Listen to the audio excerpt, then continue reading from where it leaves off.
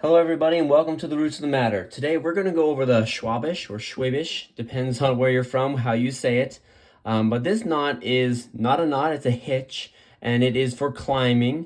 I climbed on it a little bit. I did not like it that much. It gets stuck quite often, so it can be kind of frustrating when you're climbing and you don't want to do that too much.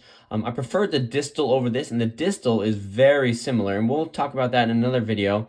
But this is a very easy one to tie and very easy to see. So we have our climb line here. We're going to take our B line right here, and I'm going to place it on top. And then I'm going to bring this underneath here on the back side, and then I'm going to go up and over. So we are crossing over the rope. Now we're going to go back under this back side, and then I can send it on through. Now, this is not done. Obviously, we have a lot of extra rope here. We're going to take a few wraps around our climb line, and that's what's going to give us our friction that keeps us aloft. So that's a good thing. We want to stay up in the tree. We don't want to fall down anytime soon. So we take a couple wraps, and now we have to tie, dress, and set our knot.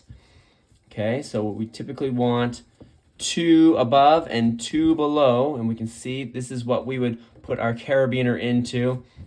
You could potentially, if you have a longer beeline, add an extra line. That would be if you were very heavy and you needed that extra friction to help you stay up. Once again though, this one locks up a lot and it can be very frustrating and annoying. Underneath here is where you'd have your micro pulley to help ascend, but as you pull down on it, it locks up right here, so it gives you all that friction so you can't come down. So that's what we like about it. But it's very simple to tie, so people can remember it. I'd rather have you remember a knot than forget all your knots and not know how to get up into the tree. So the Schwabisch or Schwabisch hitch will be definitely one in your arsenal, but you won't use it very often. It's just something interesting.